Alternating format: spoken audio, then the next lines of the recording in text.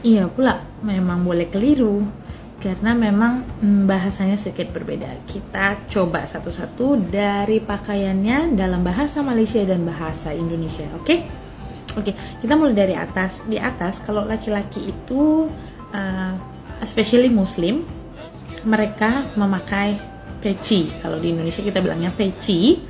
Kalau di Malaysia kita bilangnya songkok. Sebenarnya sama, cuman penggunaannya yang lebih sering itu di Indonesia kita bilang peci daripada songkok ataupun kopiah. Kopiah juga bisa. Tapi yang biasa sering dipakai peci dan di Malaysia seringnya dibilang songkok. Terus turun ke ini. Yang ini apa namanya? Kalau di Indonesia kita bilang ini kacamata. Kalau di Malaysia kita bilangnya cermin mata. Terus ada kemeja. Kalau di Indonesia kemeja, di Malaysia pun kemeja. Tapi kemeja akan ditemani yang namanya, kalau di Malaysia tali leher, kalau di Indonesia namanya dasi. Terus kalau di Malaysia kita bilangnya t-shirt, tapi kalau di Indonesia kita bilang kaos. Nah, kalau celana panjang di bahasa Malaysia kita bilangnya seluar panjang. Jadi kalau celana pendek, seluar pendek. How about belt? Belt sama di Malaysia dan di Indonesia sama, namanya tali pinggang.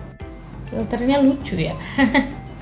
Terus kalau wanita kita pakai, kalau di Malaysia kita bilang ini subang, kalau di Indonesia kita bilangnya anting-anting, atau bahasa pasarannya lagi kita bilangnya kerabu. Bukan kerabu makanan ya, di Malaysia kerabu itu makanan. Kalau di Indonesia kerabu itu sama dengan anting-anting. Terus kalau wanita itu pakai, di Indonesia kita bilangnya rok, di Malaysia kita bilangnya skirt. Terus di seluar ada zip. Kalau di bahasa Indonesia kita bilangnya red sleting. Terus kalau sampai yang ke bawah namanya sepatu di bahasa Indonesia. Kalau di bahasa Malaysia namanya kasut. Terus kalau kasut temannya itu adalah stocking. Tapi kalau di Indonesia sepatu itu temannya kaos kaki. Oke, kita kembali ke asal. Yang paling saya pernah bingung yaitu nyari bedsheet.